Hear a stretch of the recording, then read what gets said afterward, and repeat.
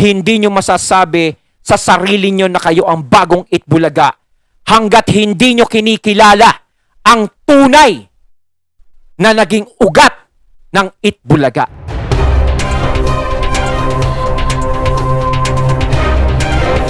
Hello, what's up? Ako nga pala si BT at nandito tayo ngayon sa BT Reaction.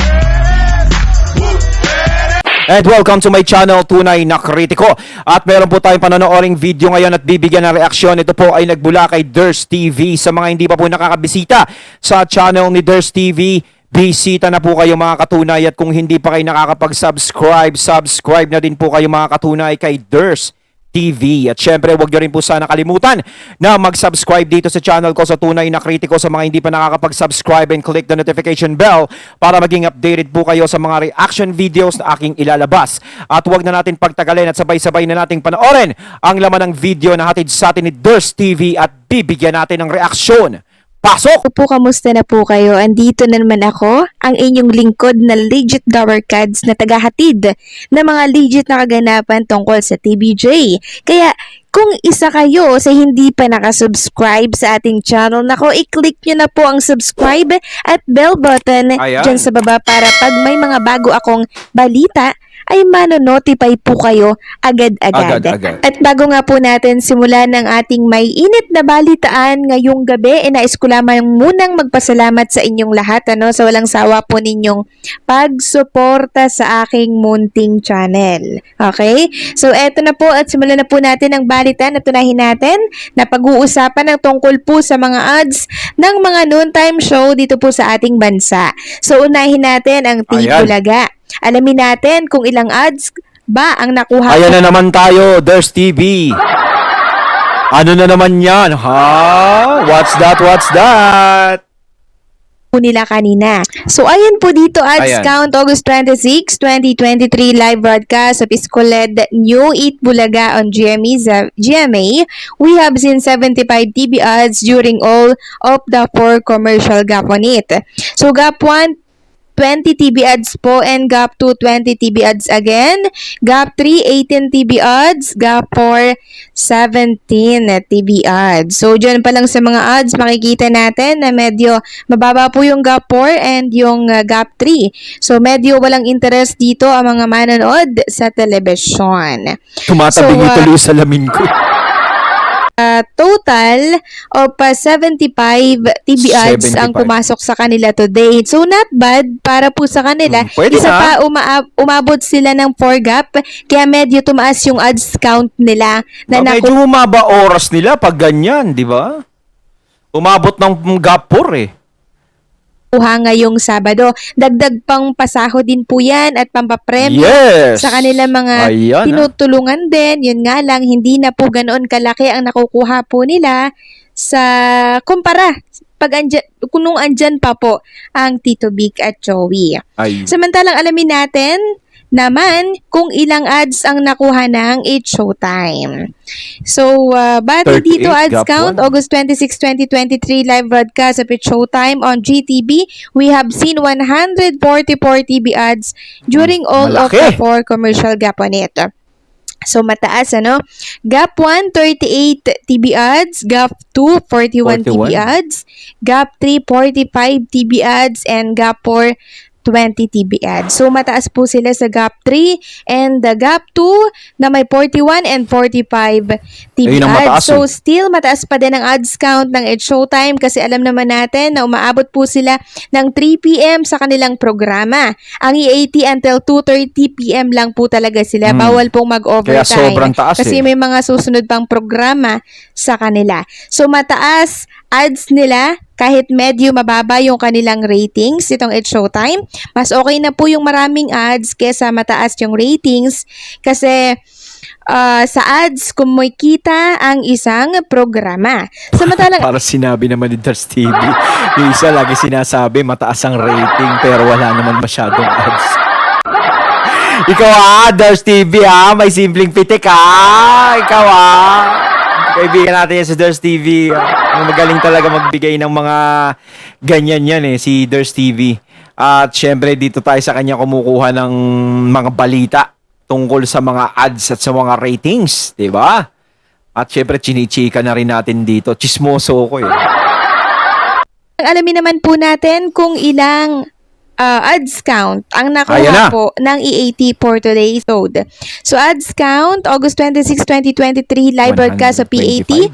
TBJ led on TV5. We have seen 125 TV ads during all of the 4 commercial gaps on it. So Aba, medyo mataas yung showtime kaysa sa EAT. Aba. gap po ang commercial ng TBJ.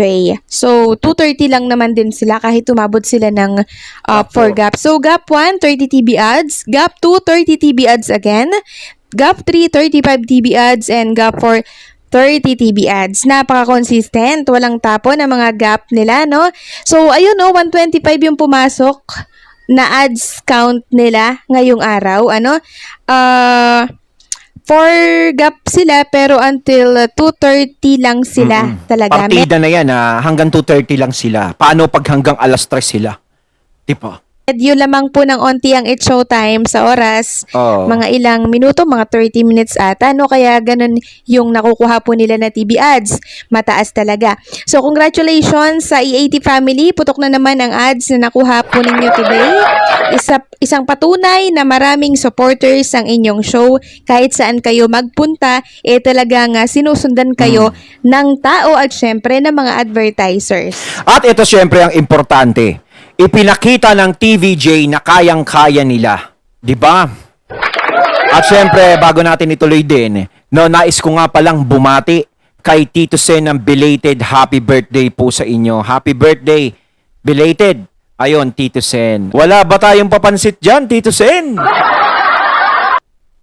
Samantalang pag-usapan naman natin ang nangyari po kanina sa Bulaga kaugnay ng birthday celebration ni Tito Zen ngayong araw po ng Sabado or kanina na siyang dinaos po nila sa EAT Studio or EAT Studio dyan po sa TV5. So present po ang TBJ Kids, mga anak po ng TBJ at syempre ang asawa po ng TBJ na si Ma'am Helen Gamboa, si Pauline Soto. Hindi ko lang nakita yung asawa ni Henyo Master kung present ba siya. So correct me if I'm wrong na lang po. Ngayon, since today, nag-celebrate or sinelebrate ang birthday ni Tito Zen, syempre nakarating ito sa Tape Bulaga host. Kaya alam naman natin na nakamonitor sila sa EAT at sa mga kalaban nilang show. Kaya alam po nila yung mga kaganapan sa EAT Studio. Lagi naman nilang ginagawa yun eh. Nagmo-monitor sila kung ano nangyayari. Syempre, kailangan nilang masagap. O kaya makakuha ng technique. No? Baka may technique tayo dyan. Share nyo naman. Di ba? Naman sa segment na may paki, binati po ni Isko si Tito Zen ng happy birthday or nagbigay siya ng greetings. Ganon din po si Paulo Contis, binati niya po si Tito Zen. So pinag-aralan nating maigi yung kilos nila habang sinasagawa nila yung birthday greetings na ito para po kay Tito Zen. Ang una ko pong napansin, naiilang po si Isko at Contis sa ginagawa po nila. Parang matatawa pero pinipilit nila maging casual. Lalo na po si Contis. So pasokin pa po yung tingin niya na hindi malaman kung ano yung magiging expression ng mukha niya habang nagsasalita po itong si Isko. Kasi tayo, di ba, pag close natin yung tao, kapalagayan natin ng loob, iba yung pagbati natin eh. Iba todo. Hindi sincere. Ganyan. Pero, hindi ko po yun nakita. Hindi ko po yun nakita sa pagbating ginawa po ni Isko at Contis kanina. So, ilang na ilang talaga sila kanina. Ewan ko ba kung bakit nila ito ginagawa? Sandali lang, no? Kahit hindi natin ituloy muna. Bibigyan ko muna ng konting pinta ko lang yan. So nakita natin nga yung mata ni Paulo na para nakatingin kay Yorme, di ba? Kung ikaw babati ka ng happy birthday po Tito Sen. Ayan, di ba? Tayo bumabati tayo, belated happy birthday Tito Sen, di ba? Pero ikaw parang yung happy birthday Tito Sen, parang maaaring ito yan eh. Pwedeng nang aalas ka. Doon tayo sa nang aalas ka. O parang sinasabi nila, batiin natin, ganito, ganyan. Parang katuwaan. Pwedeng may ganong side. Pero pwede rin na yung side na naiilang din sila dahil baka mayari sila ng tape. Diba? alam naman natin na siguro ayaw nang marinig ng tape o ng anong management na yan na mapasok pa ang pangalan ng TBJ diyan sa programang yan. 'Di ba? Maaaring baka pagalitan sila. No, maaaring ganun ang mangyari. Pero eto naman. Kaya nyo naman pala gawin na bumate, no, kay Tito Sen, no, o kahit sino sa TBJ na magbe-birthday, o ganito. Bakit nyo tinatanggalan pa ng mic yung mga taong nagpapasalamat sa TBJ? Di ba? Kaya nyo rin pala Kaya nyo rin palang lumaban, kaya nyo rin palang ipakita sa management nyo na ganyan ang gawin nyo, na pwedeng banggitin ang pangalan ng Tito Vic and Joey o ni Tito Sen dyan sa programa nyo. Bakit tinatanggalan nyo ng mic yung mga tao na bumabati sa kanila? Dahil ba napupuna na kayo na ganyan ang ginagawa na pag may nagpapasalamat, ganto-ganto, syempre napupunahan tayo dahil pag nababati yung TBJ, nadadali tayo Diba? Maraming sumisita sa atin, maraming bumabagsak sa ating negatibo. Pwede nyo rin palang gawin Ginagawa nyo nga Alam nyo, para sa akin, karapat dapat pa rin na marinig ang pangalan ng TBJ sa Itbulaga. Kahit sabihin natin na wala na sila dyan. Dahil hindi na buhay ang Itbulaga kung walang TBJ. At hindi nyo magagamit ang pangalan ng Itbulaga kung di dahil sa TBJ. Wala kayong mapaparin yung pangalan ng Itbulaga kundi dahil sa TBJ. Lahat yan ay dahil sa TBJ. Hindi natin pwedeng sabihin ng dahil dyan sa tape. Hindi ko na ipapaliwanag yun. Baka sabihin ng mga katuni, paulit-ulit ka sa explanation. Diba? Lahat yan ay pinaghirapan ng TVJ. Sakripisyo, pagod, pag-iisip, lahat sa loob ng ilang dekada, iningatan nila yung pangalan na yan ng Itbulaga. Ngayon, kung pakiramdam nyo na kayo na ang bagong Itbulaga, hindi nyo masasabi sa sarili nyo na kayo ang bagong Itbulaga hanggat hindi nyo kinikilala ang tunay na naging ugat ng Itbulaga. Yun ang TVJ. Sila at ang Itbulaga ay iisa lang. Kung gusto nyong ituring ang sarili nyo na bagong Itbulaga, respetuhin nyo muna yung mga tunay at siyang nagsakripisyo at naghirap sa Itbulaga.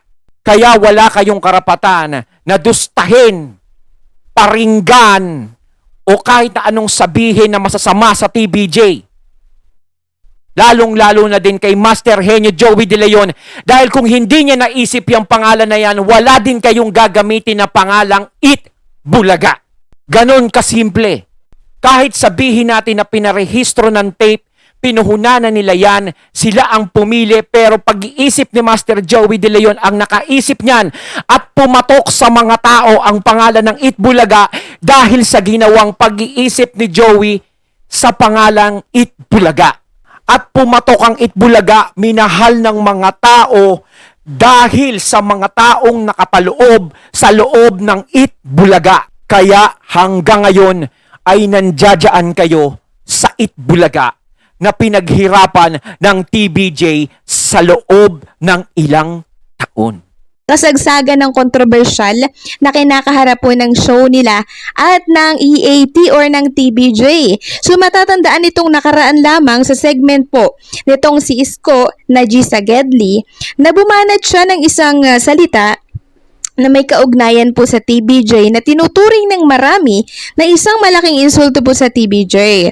Ngayon, ang hindi ko maintindihan or ang hindi po maintindihan ng tao ay ganito. So ano to? Yan po yung mga sinasabi nila, hugas kamay, bumabawi after magpatama. Ganyan po yung mga sinasabi po nila na ginagawa. Paano? Marami na sumita. Marami nang nagpaparinig. Mga negatibo, bumabagsak na sa kanila. Kung tutuusin naman talaga, is mali naman yun Personal na bagay, personal na buhay, ilabas sa labanan ng noontime show, hindi yan kasama. 'Di ba? Kung kaming mga vlogger, ganito, ganyan, ganyan, hindi kami naglalabas ng mga personal na buhay nyo.